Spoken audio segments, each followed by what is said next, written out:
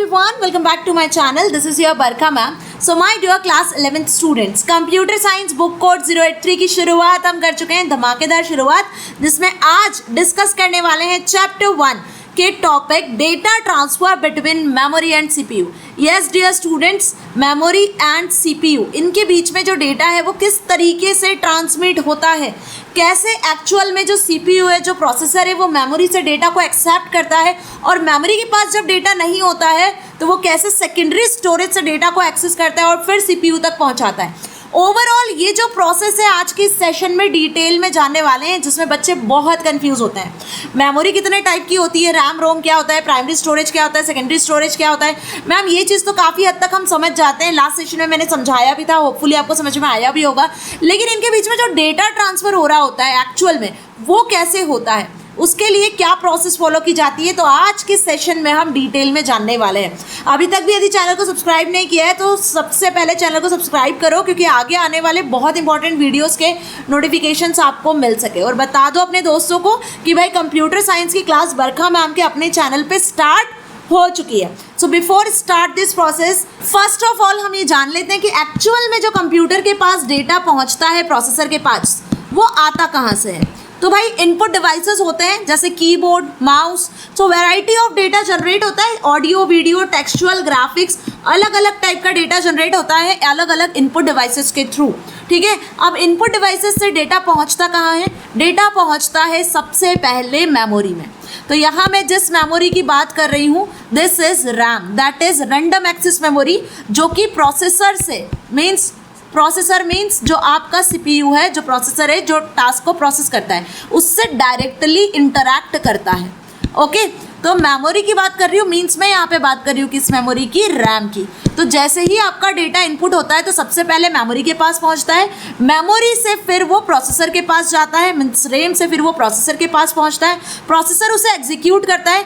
Means कि यहाँ पे जो प्रोसेसर है वो दो काम कर रहा है, मेमोरी से डेटा को एक्सेस कर रहा है और मेमोरी में डेटा को स्टोर कर रहा है. रीड और राइट दो ऑपरेशन होते हैं जो कि प्रोसेसर यहाँ पर परफॉर्म करता है, that is read and write. Understand. अब एक चीज़ ये होती है कि व्हाट अबाउट यदि प्रोसेसर को डेटा मेमोरी में ना मिले, if the data is not been stored in the memory, तो क्या होगा, तो रैम को एक्सेस करना होगा another storage device, that is secondary storage device, hard disk. तो रैम को किससे डेटा लेना होगा, हार्ड डिस्क से. तो रैम यहाँ पे हार्ड डिस्क से डेटा लेगा और उसके बाद में फिर प्रोसेसर को प्रोसेसिंग के लिए पहुँचाएगा, जब तक प्रोसेसर आइडल स्टेट में वेट करेगा. तो ये जो ट्रांसफॉर्मेशन है, this is overall flow of data between memory, processor, input output, hard disk. और once the processor calculate the answer, once the processor perform each and every task, the answer will be stored in again memory. और memory से ही फिर आपको जो output मिलता है monitor पर या प्रिंटर पर एज ए सॉफ्ट कॉपी और हार्ड कॉपी, वो मिलता है आउटपुट डिवाइस के थ्रू. ओके, तो इनपुट डिवाइस से डेटा इनपुट कैसे हो रहा है, मेमोरी तक पहुंच कैसे रहा है, प्रोसेसर उसको एग्जीक्यूट कैसे कर रहा है, यदि प्रोसेसर के पास डेटा मेमोरी में नहीं मिलता है तो हार्ड डिस्क से कैसे एक्सेस किया जा रहा है, फिर रिजल्ट कैसे जनरेट हो रहा है, आउटपुट डिवाइस तक कैसे पहुँच रहा है. इन सभी के लिए ये जो डेटा ट्रांसफॉर्मेशन हो रहा है, इन सभी के लिए हमें ज़रूरत होती है डिफरेंट बसेस की. दिस आर कॉल्ड बस, जो कि डेटा को ट्रांसफ़र करने के लिए यूज़ की जाती है. So data need to be transferred between CPU and primary memory. Now here the primary memory is RAM, as well as between the primary memory and the secondary memory. So got my point. जो अभी मैंने आपको बताया कि जो data transfer होता है वो प्राइमरी मेमोरी से सीपीयू के बीच में और प्राइमरी मेमोरी से सेकेंडरी मेमोरी के बीच में. Data are transferred between different component of a computer system using physical wire called bus. तो जो फिजिकल वायर्स होते हैं जिनके थ्रू डेटा एक्चुअल में ट्रांसमिट हो रहा होता है, उन फिजिकल वायर्स को ही हम बस कहते हैं. फॉर एग्जाम्पल, आप कोई पेन ड्राइव अटैच करते हो अपने सिस्टम में, सीपीयू में जो पीछे मदरबोर्ड होता है, जहाँ यूएसबी का पोर्ट होता है, वहाँ पे आपने कोई पेन ड्राइव अटैच किया, तो अब पेन ड्राइव का जो डेटा है वो सबसे पहले कहाँ जाता है, उसको यदि आप स्टोर करते हो परमानेंटली तो हार्ड डिस्क में स्टोर होता है. तो अब आपके पेन ड्राइव से डेटा हार्ड डिस्क में जा कैसे रहा है, कैसे ट्रांसफर हो रहा है. Again here's the bus work. Okay, so bus is used to transfer data between the USB port and the hard disk or between a hard disk and main memory. Hard disk से main memory में, main memory से आपकी CPU तक पहुंचाने का काम जो होता है वो बसेस का ही होता है. अब यहाँ पे ये काम करने के लिए जो बस है ना उसको 3 पार्ट्स में डिवाइड कर दिया गया है। Means there are 3 types of buses in computer system and bus is what, बस यहाँ पे फिजिकल वायर्स ही होते हैं, क्योंकि जो डेटा ट्रांसमिट होता है वो फिजिकल वायर्स के थ्रू ही ट्रांसमिट हो रहा होता है। तो data bus is first is the data bus to transfer data between the different components. Second is address bus to transfer addresses between CPU and main memory. अब आप सोच रहे होंगे मैम डेटा बस तो समझ में आ गया जो कि डेटा को ट्रांसफर कर रहा है, ठीक है, बट ये एड्रेस बस क्या हुआ भाई? यदि मैं बात करूं इंडिया की पॉपुलेशन की, तो इंडिया में आपको पता है बिलियन मिलियंस में पॉपुलेशन है। अब हर एक पर्सन को आप कैसे पहचानते हो? उसके नाम से, उसके एड्रेस से, है ना? तो बिल्कुल वैसे ही कंप्यूटर में भी ह्यूज अमाउंट में हम डेटा को स्टोर करते हैं। अब उस डेटा को आप कैसे पहचानोगे? सीपीयू को कैसे पता चलेगा कि मेमोरी से कौन सा डेटा उठाना है, कौन सा डेटा मेमोरी में पुट करना है, मतलब मेमोरी से कौन सा डेटा रीड करना है, कौन सा डेटा राइट करना है?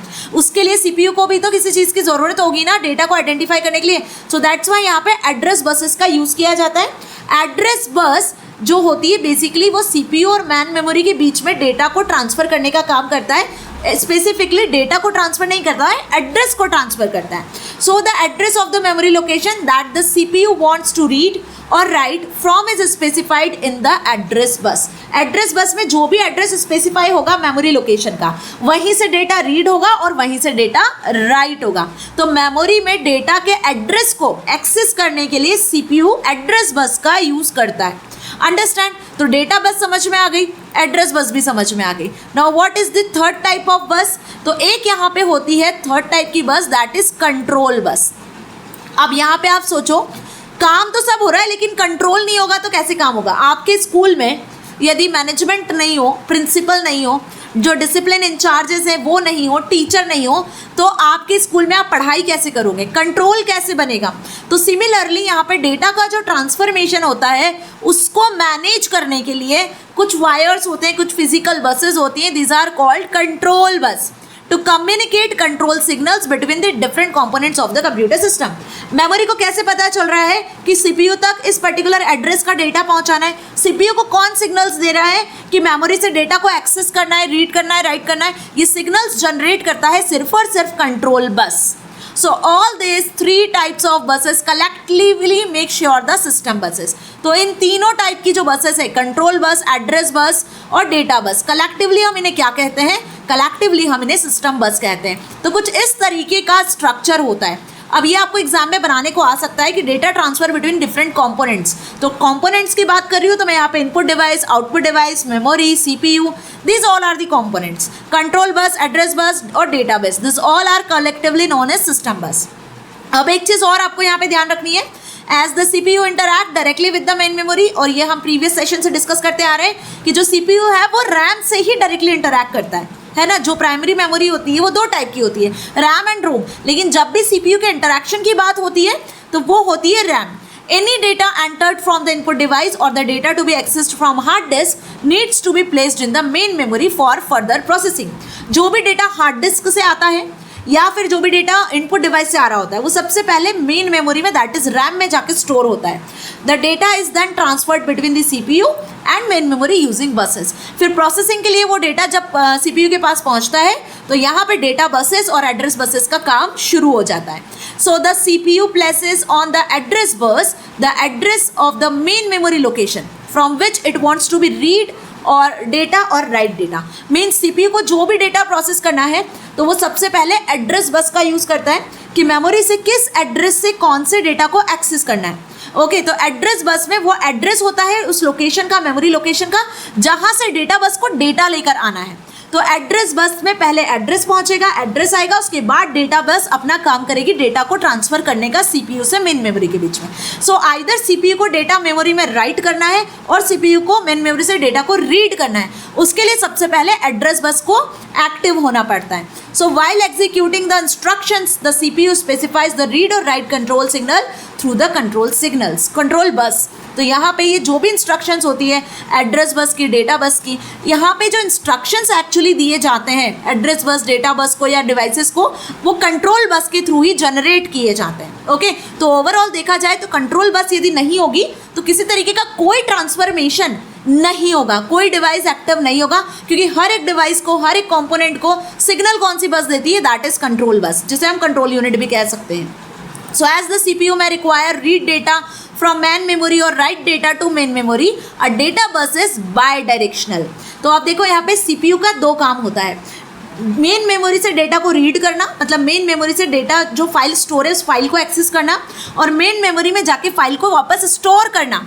तो ये काम होता है बेसिकली CPU का.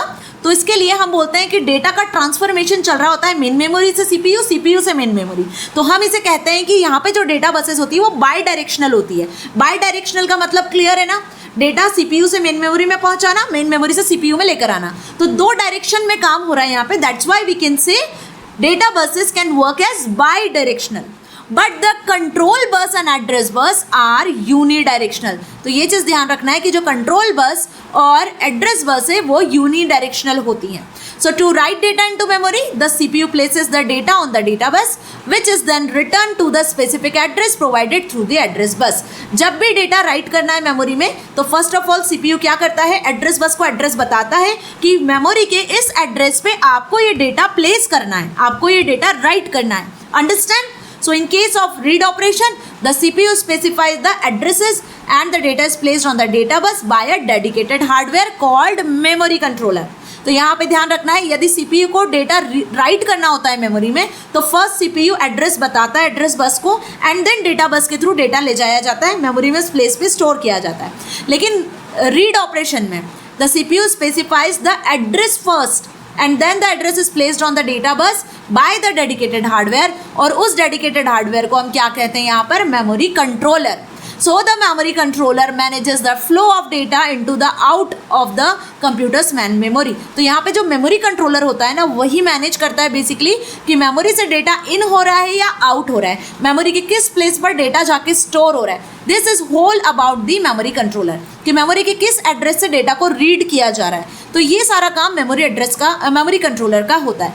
तो होपफुली डेटा किस तरीके से ट्रांसफ़र होता है, इसके लिए बसेस रिस्पॉन्सिबल होती है, कितने टाइप की बसेस होती है, ये आपको अच्छे से समझ में आ गया. और अब इससे रिगार्डिंग आपको कोई भी डाउट नहीं है. सो होपफुली आपको आज का सेशन बहुत ही मज़ेदार लगा. आपके जो डाउट थे कि एक्चुअल में CPU मेन मेमोरी से जब इंटरैक्ट करता है तो उसके लिए कौन से डिवाइस रिस्पॉन्सिबल होते हैं और ये एक्चुअली प्रोसेस होता कैसे. अब ये सभी वर्चुअली होता है, बाकी ये डिवाइसेस आप फिजिकली देख सकते हो. आप कभी भी सिस्टम का जो आपका CPU का कैबिनेट ओपन करके देखोगे तो वहाँ पे ग्रुप ऑफ फिजिकल वायर्स दिखते हैं CPU के अंदर, मदरबोर्ड से अटैच, हार्ड डिस्क से, रैम से अटैच दिखते हैं, प्रोसेसर से अटैच दिखते हैं. So these are called the system buses actually, जो क्या करती हैं, ट्रांसफर करने का काम करती है डेटा को. Understand this thing. कोई भी डाउट हो तो आप कमेंट सेक्शन में लिख सकते हो, and don't forget to subscribe the channel for more such videos. अब आपके लिए रेगुलरली मेरे वीडियोस मिल जाएंगे, तो आपको कहीं भी किसी भी प्लेटफॉर्म पे जाने की जरूरत नहीं है. Stay connected with me and keep watching. Thank you so much.